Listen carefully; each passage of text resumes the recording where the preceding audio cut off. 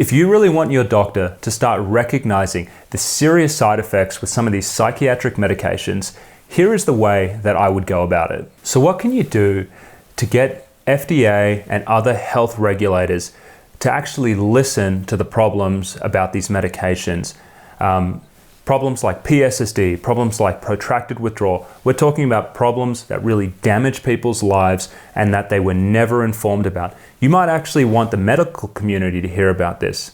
And so the first thing I'll say is that you are fighting an uphill battle. And what I mean by that is that the cards are stacked against you.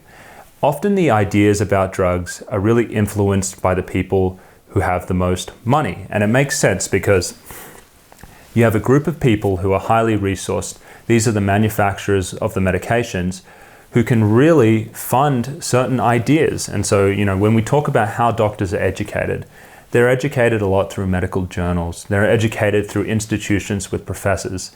And what influences what gets into these medical journals? Well, a large part of research that goes into them actually funded by drug companies. And drug companies don't need to publish an equal amount of positive and negative ideas about their drugs. They can choose to just kind of put out positive ideas. And so that has this effect where it tends to drown out, the problems that are happening with the medications, because it's just not seen as much as all of the positive hype and news which they put out there.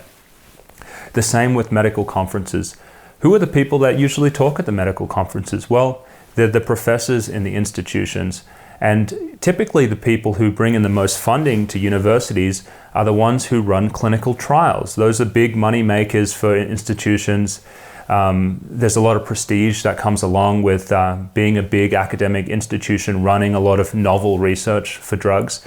And typically those people are hand-selected by the pharmaceutical companies, usually because they're very invested in drug development, but they may also have a little bit of a tilt. They may have a bias towards seeing drugs in a favorable way. So you kind of get this system where there's more of these positive ideas getting out there by groups who have a clear vested interest. I mean, it's obvious, that's just how business works. And so it drowns out the negative effect. And so my personal opinion on how we can kind of compete with this is that we're never really going to compete with funding for like medical journals or anything like that. We're not going to be getting people into these conferences. I actually think the battleground where this needs to be won is in the media. I think it needs to be on social media. I think it needs to be on the news.